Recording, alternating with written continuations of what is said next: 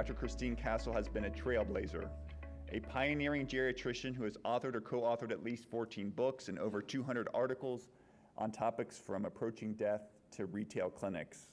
Dr. Cassel began her academic career at the University of Chicago, where she was chief of general internal medicine before becoming chair of geriatrics at NYU.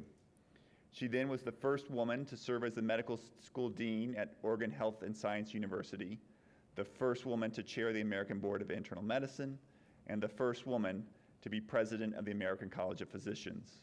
She was previously the president and CEO of the National Quality Forum and just completed serving as the planning dean for the new Kaiser Permanente School of Medicine.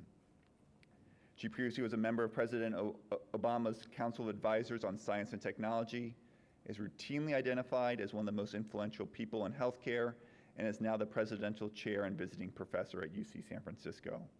We are delighted to have Dr. Christine Cassel, a modern-day Susan B. Anthony, give the opening keynote at our first d.health summit in Boston.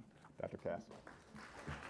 Good morning. I had to go lurk out there because I was afraid Ray was going to read my entire CV and I wouldn't get a chance to talk to you. So, as I was telling him last night, I've had the good fortune to have a long career, and you know, I'm a beneficiary of all of those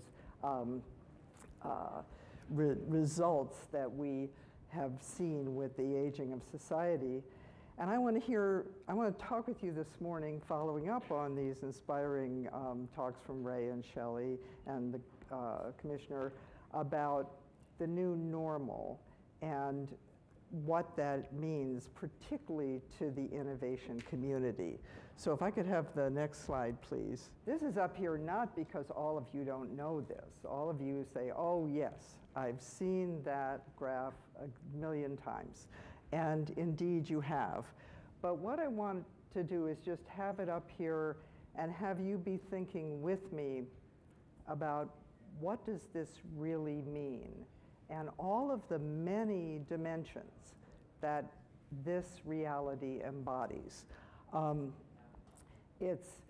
We heard from all the speakers so far this morning about how there's more people over the age of 65 in our society than ever before.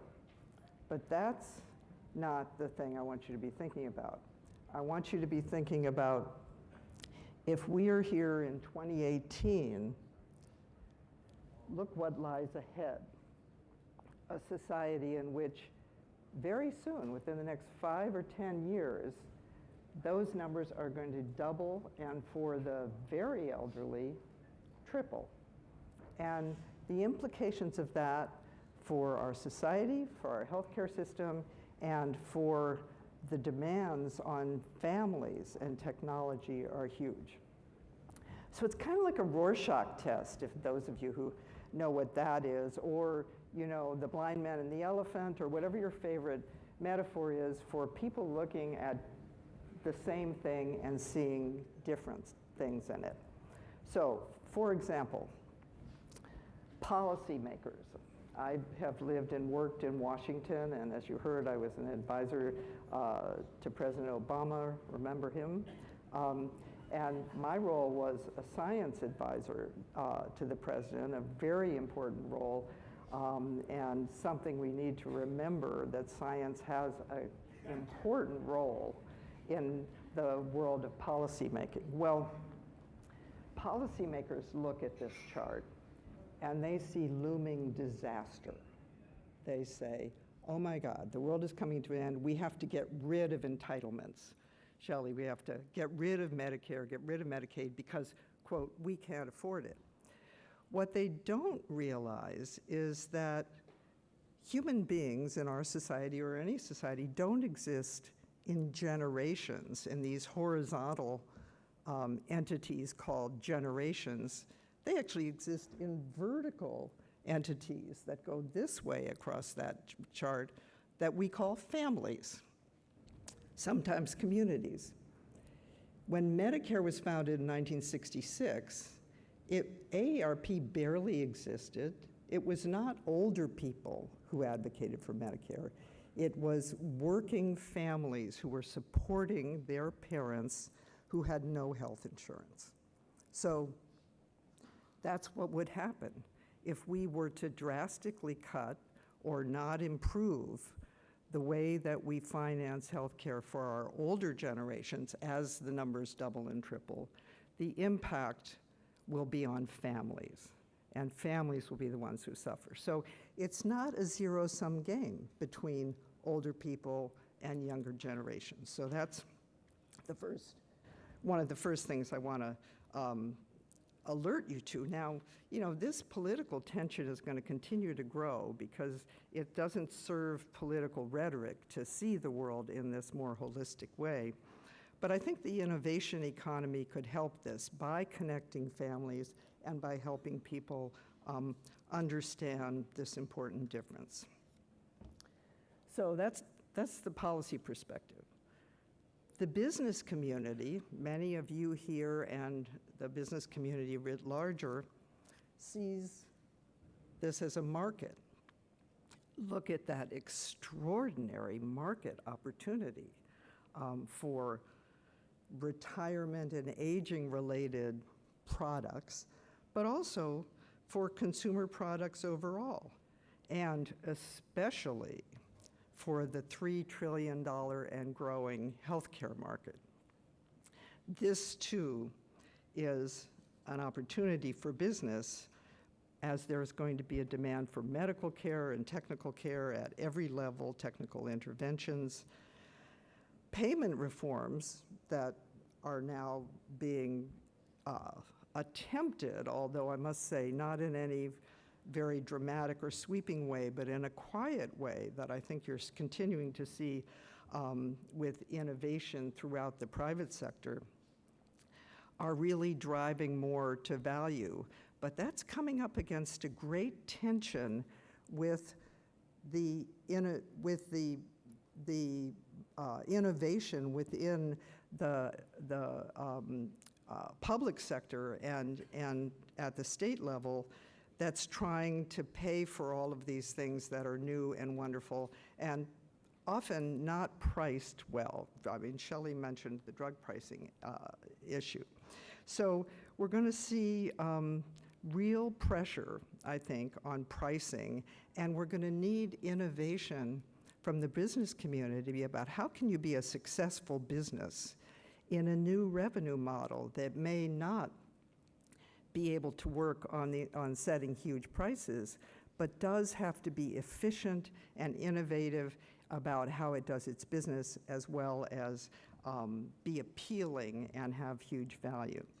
Now, we're seeing innovation also in the healthcare delivery system. You're going to hear from Troy Brennan this afternoon, who will talk about a vision of the drugstore as the hub, as the local hub, as we disaggregate the healthcare system and get people out of hospitals and out of institutions of all kinds and enable people to stay in communities, as Commissioner Bonner suggested. But there's another reason why the drugstore idea is such an interesting one. I mean, granted, there's a lot of challenges for these large companies, and now Aetna and CVS trying to merge and become truly an integrated healthcare company.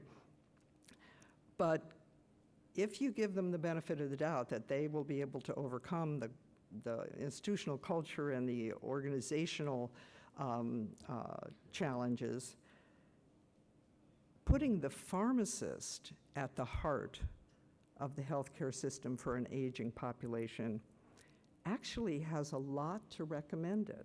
And we haven't really talked about the interdisciplinary nature of what older people need in healthcare.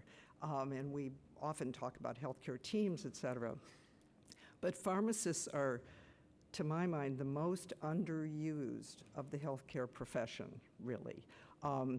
They, because of the risks of polypharmacy, which grow far greater with the metabolic changes of aging, and because of the tremendous advances in pharmacogenetics, which now are going to allow us to identify those risks ahead of time and avoid a lot of the adverse reactions that we had to only wait for experientially and empirically before. So we'll see, stay tuned, but I think that kind of innovation is really very hopeful. So if you look at this chart and you're an educator, you might start asking about workforce. What are we educating people for in this aging economy? I had the interesting experience of being the planning dean for the new Kaiser Permanente School of Medicine the last 2 years. And it got me thinking about, our students at that new medical school will start in 2020, they'll finish in 2024, then they'll do a residency 3 to 5 years. So we had to be thinking about how are we preparing physicians to practice in 2030 and beyond. Okay, so look with me at 2030 and where the population they're going to be facing will be. And then think about technology and how 10 years from now, I think the only thing we can honestly say is that we haven't any idea what kind of technology is going to be out there for machine learning and artificial intelligence, for robotics, for monitoring. Who knows what it will be? What you can remind yourself of is that Facebook was founded in 2004, not that long ago. And so if we put ourselves forward another 12 years, it's hard to know what lies ahead. So the one thing that you can be sure of is that all the people we're educating and training now need to be prepared for change. Not only do they need to be prepared for an intergenerational and aging society, but to manage and lead change. So there's an app for that.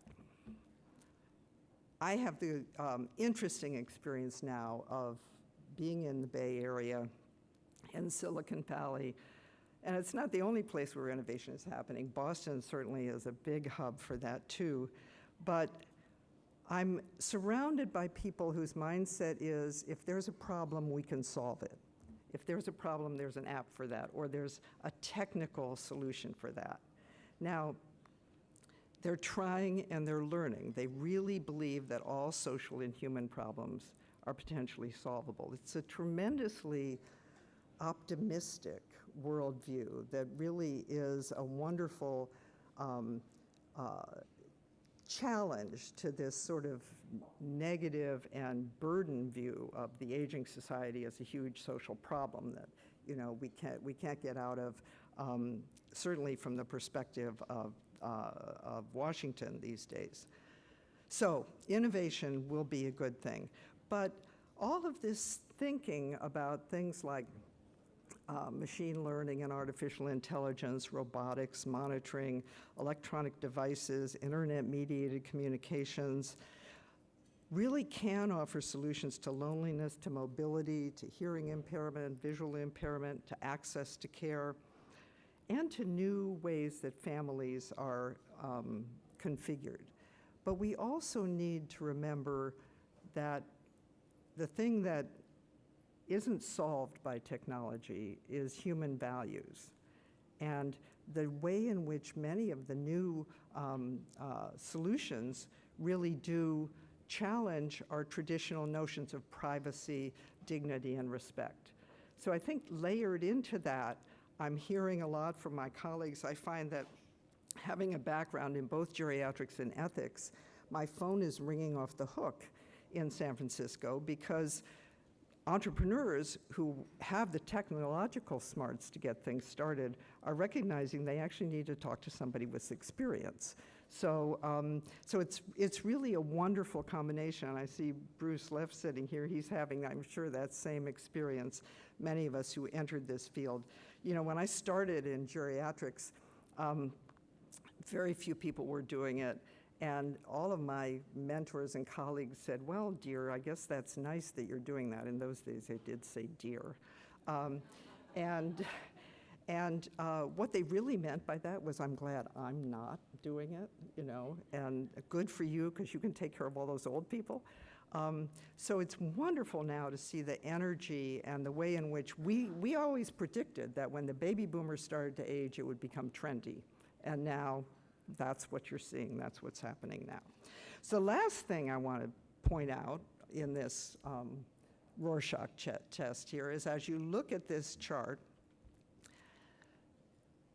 don't forget that there's an enormous and growing workforce right there in front of you. Here we are at this full employment economy, and real concerns from employers about having enough people to do the tasks that they need. And you heard Commissioner Bonner talking about that. Employers need to think differently about that workforce, and remember that 40% of this aging baby boom have zero savings. 60-some% have an average of $25,000 in savings, and pensions are a thing of the past. That means that they're totally dependent on Social Security. So that should drive the innovators to be thinking about ways to keep those people working.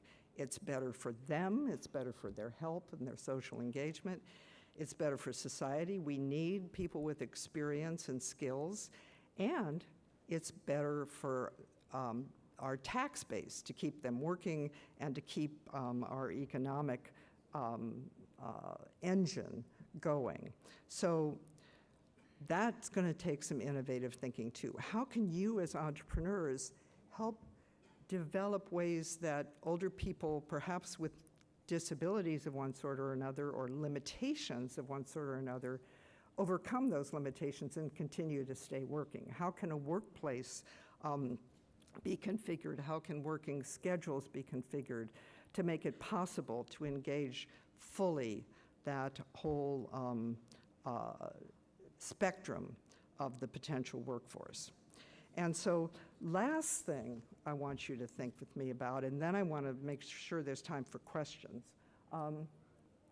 is at the top of the yellow bar there, there's a frontier. There's an assumption about how long will this expansion of life continue to go on. And there's also great innovation going on in the area of life extension biology and life extension technology.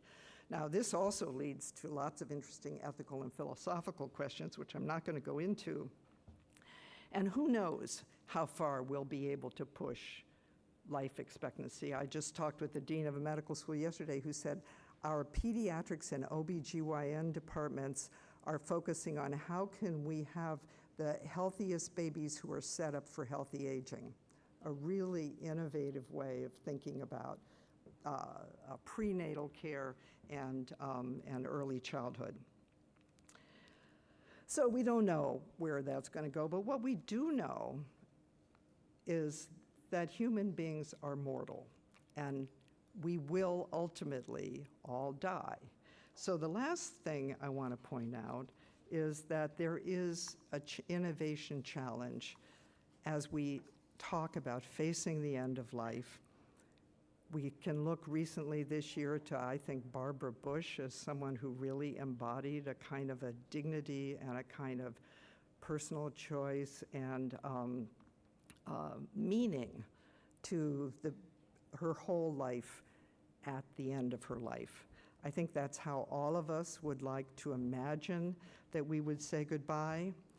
But currently our healthcare system and many of our approaches to managing the process with families and with communities is still really in its infancy and too chaotic. Again, here I think we have Atul Gawande to thank for opening our eyes to many of those challenges.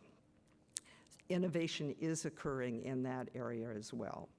So innovation doesn't stop when cure or even improvement is no longer possible. The power of that reality should be a humanizing force for our world, to not let technology take the forefront, but to let the human face take the forefront. Recognizing our limits also helps us recognize our values, and our values will drive us to the innovations that matter the most. Thank you.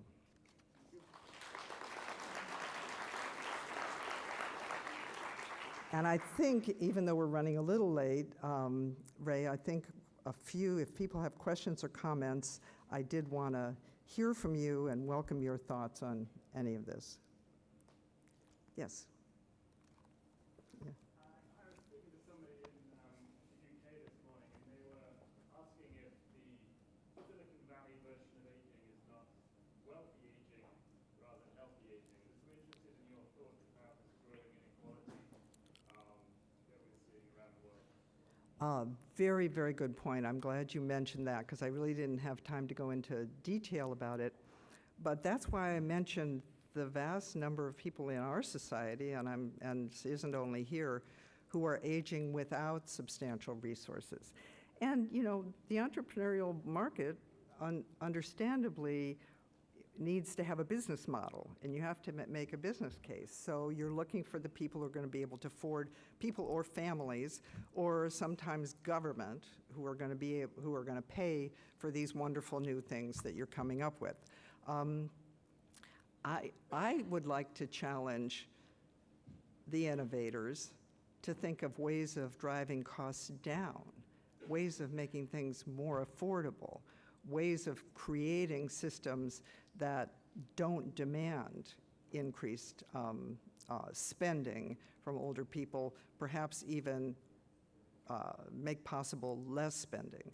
And, you know, there's some examples of that. I think many of the younger people I talk to, and not just younger people, but older people as well, who are starting new thinking, they tend to think globally. If they're addressing global markets, they really do think through that mindset. But I think that's a really important point that I'd like for all of you to keep in mind, and hopefully maybe even a future Digital Health Summit might focus exactly on that topic. Other questions, comments? Yes, sir. So I'm a pharmacist by trade. You talked about how pharmacists can play a role in the future. Can you touch base a little bit more on that and some suggestions as to what they include? Well, there's several, well, welcome. First of all, welcome. I'm glad you're here. One is that as I thought about training doctors for the future, one of the things is, you know, physicians' role is going to be changing enormously. And that means part of that is they're going to be part of teams, often not the captain of the team, but a part of maybe a disaggregated team or a virtual team that's technology enabled.